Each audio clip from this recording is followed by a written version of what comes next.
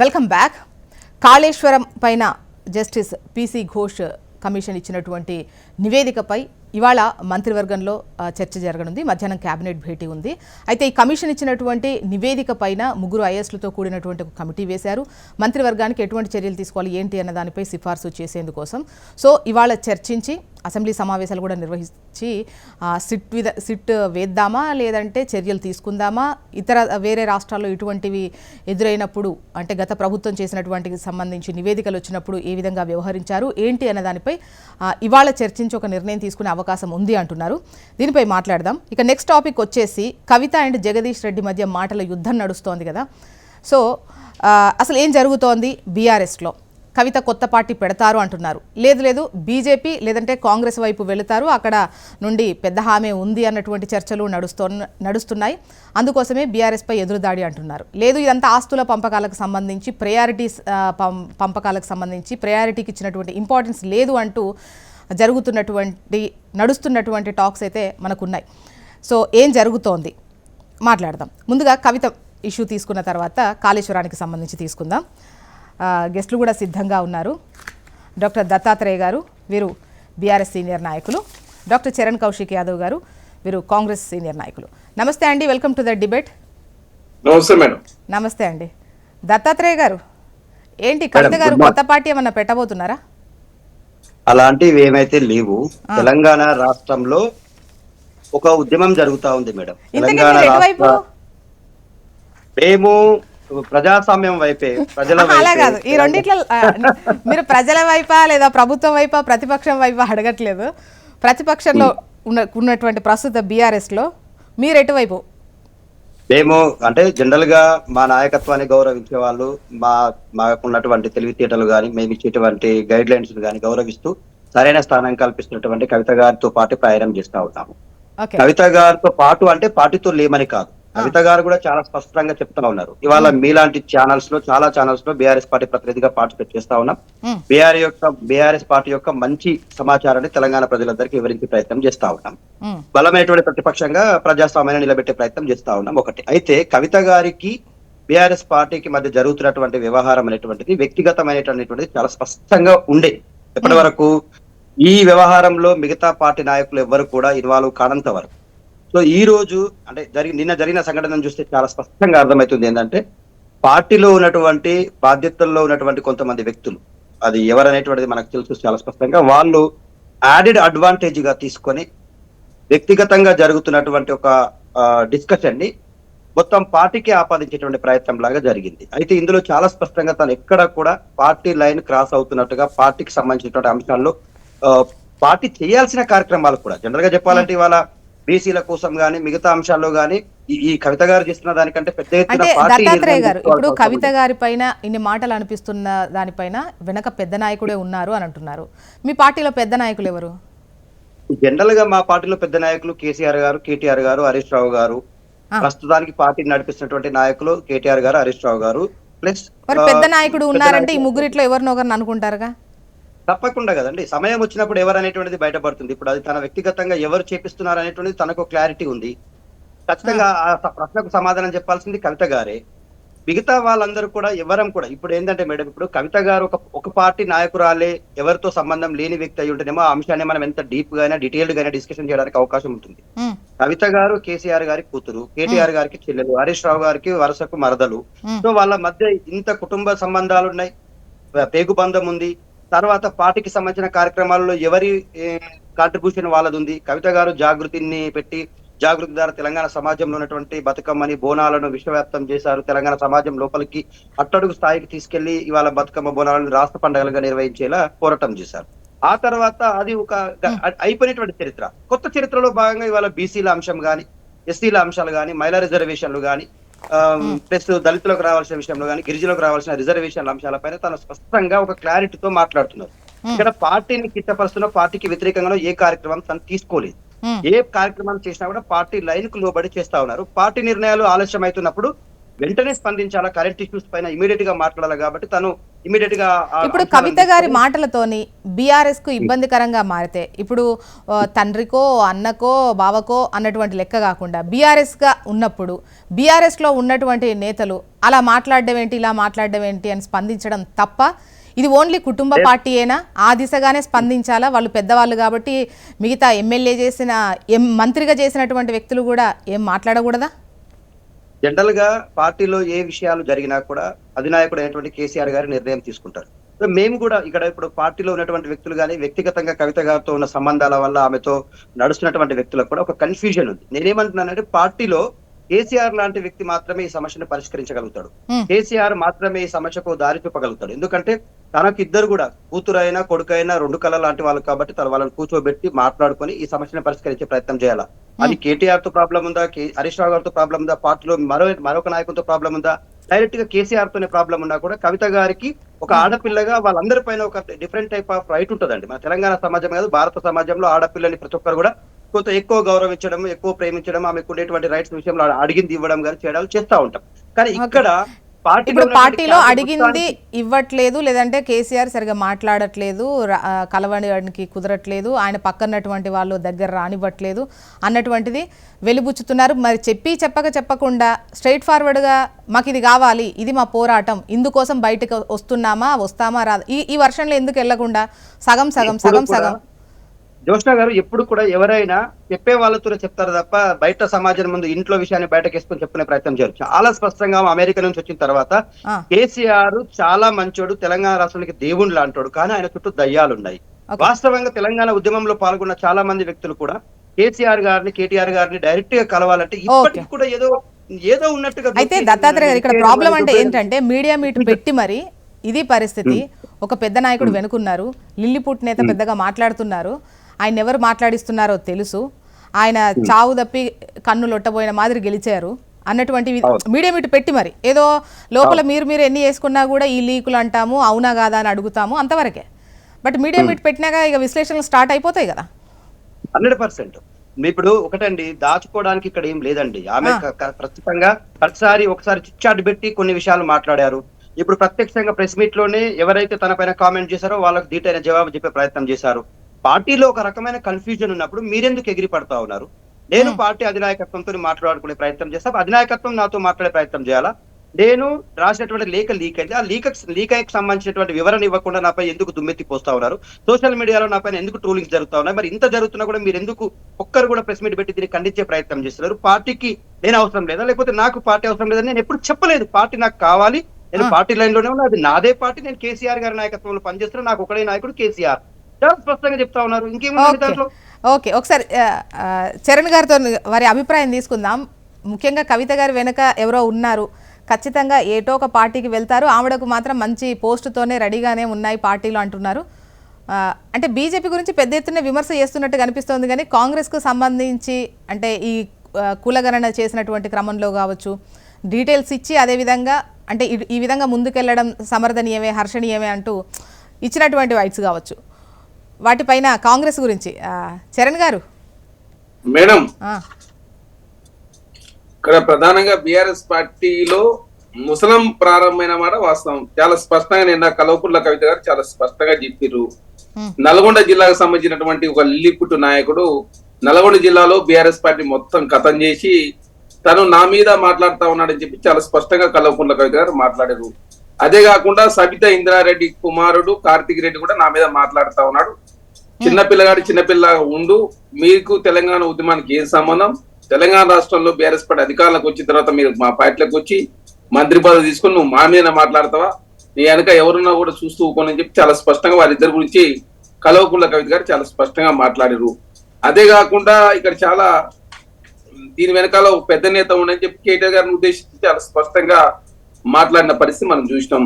అదే కాకుండా జాగృతిలో కోవట్లను కూడా పెట్టి ఏకంగా నా నుంచి సమాచారం తీసుకునే ప్రయత్నం బీఆర్ఎస్ పార్టీ కేటీఆర్ గారు అదేవిధంగా కేటీఆర్ గారు చేస్తా ఉన్నారు. కాబట్టి నా మనసులు కూడా నీ దగ్గర మరి నీకంత తెలివి ఉంటే నాకు కూడా నీకన్నా ఎక్కువ తెలివి ఉందని చెప్పి చాలా స్పష్టంగా కల్వకుంట్ల కవిత గారు మాట్లాడారు. అదే కాకుండా చాలా స్పష్టంగా బీఆర్ఎస్ పార్టీ అదేవిధంగా కల్వకుంట్ల కవిత గారికి మధ్య అంటే చాలా పెద్ద ఎత్తున అంటే విడిపోయే స్థాయికి వచ్చినట్టు కనపడతా ఉంది. కాబట్టి బీఆర్ఎస్ పార్టీలో అంతర్గతంగా బీఆర్ఎస్ పార్టీ అదేవిధంగా కల్వకుంట్ల కవిత గారు 2 వర్గాలుగా చిరిపోయిన మాట వాస్తవం. వారు దాన్ని ఇక తెంచుకునే స్థాయికి బీఆర్ఎస్ పార్టీ వచ్చిన కనపడతా ఉంది. కల్వకుంట్ల కవిత గారు ఏంటంటే ఇక బీఆర్ఎస్ పార్టీ మీద చివరి వరకు అంటే సస్పెండ్ చేసే వరకు ఉందాం అని చెప్పేసి తను ఉన్నట్టుగా కనపడతా ఉంది. అదే కాకుండా బీఆర్ఎస్ పార్టీ మీద రోజు రోజు దూకుడు పెంచుతా ఉంది తప్ప కాంప్రమైజ్ దూరంలో లేదో తగ్గే ఉద్దేశంతో కల్వకుంట్ల కవిత గారు పోతలేదు. తన మీద ఎవరైనా మాట్లాడి వాళ్ళ మీద ఇచ్చుకునే ప్రయత్నం కూడా కల్వకుంట్ల కవిత గారు చేస్తా ఉంది. కాబట్టి ఇక బీఆర్ఎస్ పార్టీలో కల్వకుంట్ల కవిత గారు అయితే ఉండే పరిస్థితి. మీరేమనుకుంటున్నారు? కవిత ఏదైనా పార్టీ పెడదాం అనుకుంటున్నారా, లేదంటే వేరే పార్టీలకు ఏమైనా వెళ్దాం అనుకుంటున్నారా, లేదంటే ఇది అడిగితే ఇవ్వలేదు కాబట్టి అది ఇస్తే ఇక్కడికి సద్దుమణిగిపోతుంది అనుకుంటున్నారా? ఇక సర్దుమణిగే అవకాశం అయితే కనపడతలేదు.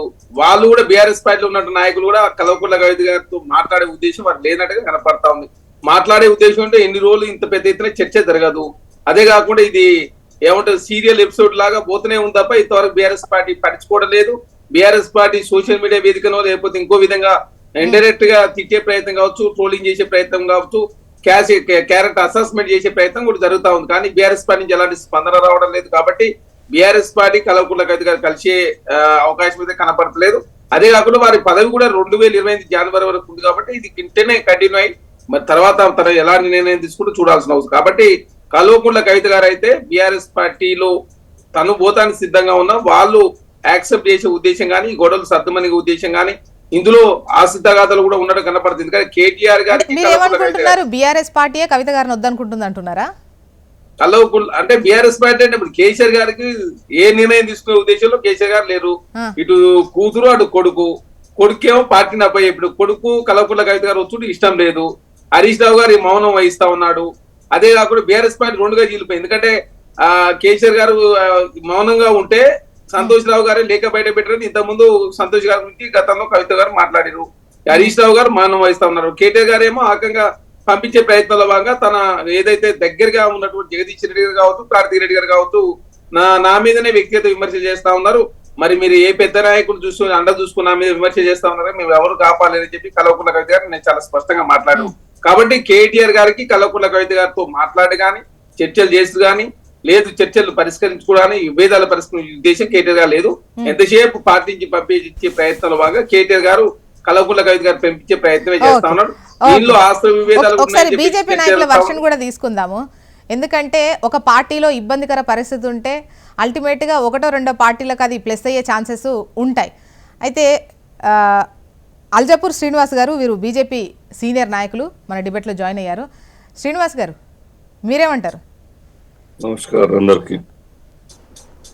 ఇప్పుడు ఎవరైనా రాజకీయాల్లో ప్రజల కోసం రావాలి, ఆ సేవ చేయాలనే ఒక దృక్పథం ఉన్నోళ్ళు నిజాయితీగా ఉండాలి, నిస్వార్థంగా ఉండాలి. ఆశించి పదవులు ఆశించి పవర్ ద్వారా డబ్బులు ఆశించి బాగా మితిమీరి ఆశించినప్పుడు ఆశ భంగమైనప్పుడు ఇటువంటి ఒక కొట్లాటలు మొదలైతాయి. ఆశించకుండా ఏమీ రాదు, ఏమి కాదు, బాధ ఉండదు. ఇక్కడ ఏమైందంటే ఒకటి పవర్ లో ఉన్నప్పుడు అందరూ అడ్వాంటేజ్ తీసుకున్నారు. కోట్ల రూపాయలు 1000 కోట్ల రూపాయలు సంపాదించినట్టు మనం వింటా ఉన్నాం, కనబడతా ఉన్నాయి అవన్నీ ప్రాపర్టీస్ కూడా. వరంగల్ ప్రోగ్రామ్ అప్పుడు ఆ యొక్క ఫ్లెక్సీల మీద ఎక్కడ కూడా కవిత గారి ఫోటో లేని కారణంగా, వారికి ఇంపార్టెన్స్ లేని కారణంగా అప్పుడు ఆమె బాధపడి ఉన్నట్టుగా మాట్లాడుతా ఉన్నాం బీఆర్ఎస్ వర్గాలు.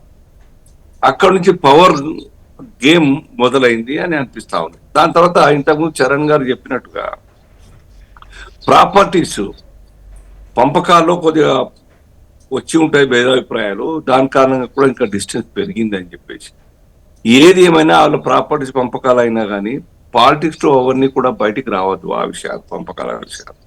ఇప్పుడు ఏమైంది, ఆ ప్యాచ్ అప్ చేసిన ప్యాచ్ అయ్యేటట్టు లేదు పరిస్థితి.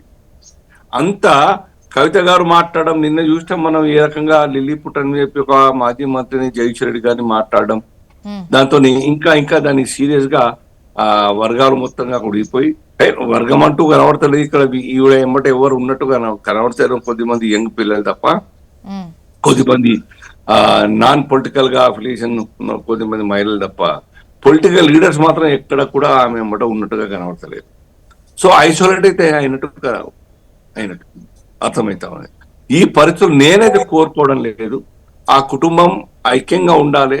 కలిసి పనిచేయాలి ప్రజల కోసం తప్ప ఈ రకంగా పదవుల కోసమో లేకుంటే పంపకాల కారణంగానో విడిపోయి రోడ్ల మీదకి రావాలి. ఏమైంది జగన్మోహన్ రెడ్డి? అదే తల్లి కొడుకు కూతురు ముగ్గురు అక్కడ. సేమ్ ఇక్కడ తల్లి కొడుకు బామది ఇంకా బావ. ఈ రకంగా రాజకీయాల్లో ఆదర్శం లేని వాళ్ళందరూ కూడా ఇట్లా కొట్లాడుకుంటూ ఉంటారు, రోడ్ల మీదకి వస్తూ ఉంటారు. సో ఇప్పటికన్నా ఒకవేళ కనుక కేసీఆర్ గారు ఈ రాష్ట్రం కోసమే నేను నా కారణంగా రాష్ట్రం వచ్చింది ప్రజలు భావిస్తున్నారు అని అనుకుంటా ఉంటారు వారు. సో ఆ పేరు చిరకాలంగా ఉండాలా అనుకున్నప్పుడు నా కుటుంబం చక్కగా ఉండాలి, నా కుటుంబం ఈ యొక్క పదవుల కోసమో పవర్ కోసమో లేదంటే డబ్బుల కోసం కొట్లాడి రోడ్డు మీదకి రావద్దు అని పిలిపించుకొని క్లోజ్ చేయాలి దీన్ని. లేదంటే విడిపోతే ఏమైతే ఎవరు కావాలని ఆవిడ బలం ఉంటారని నేను అనుకోవడం లేదు. కవిత గారు వాళ్ళ ప్రజల కోసం పనిచేయాలి, ఒక కార్యకర్తగా సోషల్ వర్కర్ గా కావచ్చు పొలిటీషియన్ గా కావచ్చు పనిచేయాలి. దాని ఇంపాక్ట్ బీఆర్ఎస్ మీద పడుతుంది నేను అనుకోవడం లేదు. దాని ఇంపాక్ట్ ఇంకో పార్టీకి నష్టమో లాభమో జరుగుతాయి అనుకోవడం లేదు. బట్ ఓవరాల్ ఈ ఇబ్బందికర పరిస్థితి పార్టీకి ఏం నష్టం లేదంటారు? ఉండకపోవచ్చు, పెద్దగా ఏముంటది. ఇప్పుడు ఒకసారి విడిపోయిన తర్వాత చాలా రాష్ట్రాల్లో ఇట్లా డిఫర్ అయి బయటకు వచ్చిన కుటుంబ సభ్యులు అవుట్ అయిపోయినారు. చూడండి మీరు, చాలా రాష్ట్రాలు స్ట్రెంత్ అయితే ఒకరు స్ట్రెంత్ అని స్ట్రాంగ్ ఉంటారు, వీక్ అయిన బయట మొత్తం వీక్ అయిపోతారు, కనుమరుగైపోతారు, రాజకీయాలు లేకుండా అవుతారు. ఒక ఎలక్షన్ కోసం కొట్టాడి ఎలక్షన్ పోటీ చేసినా కొన్ని మాత్రం ఓట్లు వచ్చినా నెక్స్ట్ కల్లా మళ్ళీ ఐసోలేట్ అయిపోతారు, వ్యానిష్ డిసప్పియర్ అవుతారు రాజకీయాలు. సో ఇది కళ్ళ మీద కనబడుతున్నది. కానీ ఆవిడ మరి ఎందుకు అతి ఉత్సాహం చూపుతున్నది డిఫర్ గానికి కొట్టాడ పెట్టుకోవడానికి? అంత స్ట్రాంగ్ రీజన్స్ అయితే పొలిటికల్ రీజన్స్ అయితే అయి ఉండకపోవచ్చు నా అందాలు. డెఫినెట్ గా ప్రాపర్టీ ఇలా విషయంలో ఉండి ఉంటది. అంటే పార్టీలో ప్రాధాన్యత ఇవ్వట్లేదు అన్నది ఏదైనా. ఇప్పుడు పవర్ అంటే ఇప్పుడు ఏం పవర్ లేదు వాళ్ళకి, వాళ్ళు సఫర్ అవుతున్నారు, ఈమె సఫర్ అవుతా ఉన్నది. పార్టీ పరంగా కూడా ఏం తక్కువనేదమ్మా. ఇప్పుడు మీ నాన్ననే బాస్, మీ అన్న సెకండ్ బాస్ ఉన్నారు. మీ గౌరవానికి మీ యొక్క ప్రోటోకాల్కి ఎక్కడ అడ్డం వస్తుందా చెప్పండి? ఏం ఆశిస్తారు మీరు? పార్టీ పవర్కి వస్తే మీకు ఒక పవర్ వస్తే ముఖ్యమంత్రి కాలేరు తండ్రి ఉన్నప్పుడు. లేదు తండ్రి చెప్తే ఇంకెవరికైనా ఇస్తే కొడుకు కూతురు కానీ తర్వాత మాట. బట్ అప్పటిదాకా you should be very conscious, patient గా ఉండాలి కదా. పవర్ కోసం అంతా వెంపరాడాల్సిన అవసరం లేదు కదా. ఇప్పుడు పవర్ లేదు, ఎలక్షన్స్ లేవా, దానికోసం కొట్లాడుకొని మీరు సాధించేది ఏమున్నది? చిరంజీవి లాంటి మాస్ యాక్టర్ ఫెయిల్ అయినారు, అమితాబ్ బచ్చన్ టాప్ యాక్టర్ దేశంలో ఫెయిల్ అయినారు. అలా ఆ రకంగా ఆశించి ఉంటే కొద్దిగా పాపులారిటీ రాగానే పార్టీ పెట్టి గెలుస్తా అనుకుంటే అది అతి మాత్రం తప్ప ఇంకేం లేదు. చరణ్ గారు ఇంతకుముందు హ్యాండ్ రైజ్ చేశారు, ఏ పాయింట్ లైన్ చెప్పాలి? ఇక్కడ ప్రధానంగా గుర్తుపెట్టుకోండి, కుటుంబంలో తగాదాల మూలంగా ఒక్కసారి మాత్రం పవర్ కోల్పోవడం ఖాయం. ఎందుకంటే మీరు చూడండి, ఉత్తరప్రదేశ్ లో అఖిలేష్ యాదవ్ శివపాల్ యాదవ్ మధ్య పంచాయతీ, అక్కడ ఆ పవర్ కోల్పోవడానికి అది పనికొచ్చింది. అదే కాకుండా బీహార్ లో తేజ్ ప్రతాప్ యాదవ్ అదేవిధంగా తేజస్వి యాదవ్ మధ్య పంచాయతీ, ఒకసారి గవర్నమెంట్ కోల్పోయే పరిస్థితి. ఇక్కడ డిఎంకే స్టాలిన్ అండ్ కనిమూలి కావచ్చు, ఇంకొక బ్రదర్, ఆ ముగ్గురు మధ్య పంచాయతీ అక్కడ గవర్నమెంట్ కోల్పోయారు. అదే కాకుండా మహారాష్ట్రలో ఉద్ధవ్ ఠాక్రే రాజ్ ఠాక్రే పంచాయతీ అక్కడ పవర్ కోల్పోయిన పరిస్థితి. ఒక్కసారి మాత్రం పవర్ కోల్పోయే పరిస్థితి మాత్రం ఉంటది. ఆంధ్రలో మనం చూస్తాం, జగన్మోహన్ గారు షర్మిల ఒక్కసారి, నేను రెండోసారి ఉంటుందని చెప్తాను, ఒక్కసారి పవర్ కోల్పోతారు. రెండోసారి ఏంటంటే ఒక లీడర్ పెద్దగా అవుతారు, ఇంకో లీడర్ చిన్నగా అవుతారు, మళ్ళీ కుటుంబ పరిష్కరించుకుంటారు, మళ్ళీ అధికారులకు వచ్చే పరిస్థితి మనం చూసినాం. కాబట్టి మీరు ఇక్కడ దేశంలో అన్ని రాష్ట్రాల ఎగ్జాంపుల్ నేను చెప్పగలుగుతాం, అన్ని రాష్ట్రాలు ఇదే పరిస్థితి. ఒకసారి మాత్రం పవర్ కోల్పోతారు, రెండోసారి దాన్ని సర్దిద్దుకునే అవకాశాలు భాగంగా కుటుంబంలో ఉన్నటువంటి తగాదా పరిష్కరించే ప్రయత్నం కూడా. ఇప్పుడే గొడవ అయింది కాబట్టి నెక్స్ట్ అధికారం కూడా మాదే ఉంటదన్న సంభ్రమం. బీఆర్ఎస్ పార్టీ మీరు చెప్తా ఉన్నారు, షర్మిల గారికి వచ్చిన ఓట్లు చూడండి మీరు ఒకసారి. తను గెలవలేకపోవచ్చు, కానీ జగన్మోహన్ రెడ్డి గారు, సునీత గారు, షర్మిల మీరు చెక్ చేసి ఎక్కడ కాదు. చంద్రబాబు నాయుడు గారు, దగ్గుపాటి వెంకటేశ్వరరావు గారు కావచ్చు, అదేవిధంగా హరికృష్ణ గారి పంచాయతీ కూడా అలా టీడీపీ అధికారాన్ని కోల్పోయిన పరిస్థితి మనం చూసినాం. ఇక్కడెక్కడ దేశంలో చాలా ఎగ్జాంపుల్, జార్ఖండ్ తీసుకోండి మీరు, జార్ఖండ్ అయినా ఎక్కడ పంజాబ్ తీసుకుంటారా, దేశంలో ఏ రాష్ట్రం చాలా ఎగ్జాంపుల్స్ ఉన్నాయి. కాబట్టి ఖచ్చితంగా ఒకసారి మాత్రం పవర్ కోల్పోడు ఖాయం. అది రెండోసారి మళ్ళీ కుటుంబంతో కలిస్తే అది వేరు. ఆ లోపు బీఆర్ఎస్ పార్టీ ఉంటుందా లేదా అనేది కూడా పరిస్థితి ప్రశ్నార్థకంగా ఉంది. దత్తాత్రేయ గారు, పవర్ గురించి అంటే కాదు, ఇప్పుడు అధికారంలో లేరు, పోనీ పార్టీలో ప్రయారిటీ గురించి అనంటే ముఖ్యంగా ఆస్తులకు సంబంధించే ఉన్నాయి, ఆ గొడవే ఉండి ఉంటది అని చెప్పేసి శ్రీనివాస్ గారు అంటున్నారు. ఇప్పుడు నేను ఏమంటున్నానంటే ఇప్పుడు మేడం, పార్టీలోనైనా కూడా వేరే వాళ్ళు ఒకవేళ ఓడిపోతే మళ్ళీ ఇస్తారో లేదో తెలియదు కానీ కవిత గారు కాబట్టి ఎమ్మెల్సీ ఇచ్చి మళ్ళీ కూర్చోబెట్టారు అన్నటువంటిది ఉందా లేదా మీ పైన విమర్శ? ఆమె కాంట్రిబ్యూషన్ కూడా పార్టీకి ఉంది అనేది ఆమె ఒపీనియన్. ఒకటి ఏంటంటే మేడం, ఒకటి కాదు, అది కుటుంబ తగాదానా, లేకపోతే ఆస్తుల తగాదానా, లేకపోతే వ్యక్తిగతమైన తగాదానా, లేకపోతే ఆమెకు పార్టీలో పదవుల విషయంలో మాట్లాడుతుందా అనేటువంటిది ఆమె ఏ రోజు కూడా స్పష్టంగా బయటకు వచ్చి క్లారిటీగా చెప్పలేదు. నాకు పలానా పదవి కావాలి, అది ఇస్తే నేను గమ్మునుంటానో, లేకపోతే నాకు పలానా ప్రాపర్టీ కావాలి, అది ఇస్తే నేను పక్కకు జరిగిపోతానో చెప్పలేదు.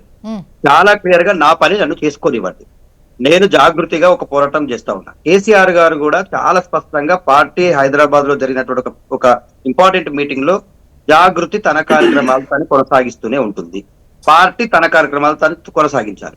బీసీల అంశాన్ని కవిత గారు పార్టీ తీసుకోవడానికంటే ముందు తీసుకున్నారు. 17 నెలలుగా ఆమె ఫీల్డ్ లో ఉండి జిల్లాల్లో తిరుగుతూ రౌండ్ టేబుల్ సమావేశాలు పెడుతూ ఇందిరా పార్క్ వద్ద దఫలుగా ధర్నాలు చేస్తూ ఇవాళ మళ్ళీ 3 రోజులు కంటిన్యూస్ గా 72 గంటల నిరవధిక నిరాదీక్షకు నాంది పలికింది.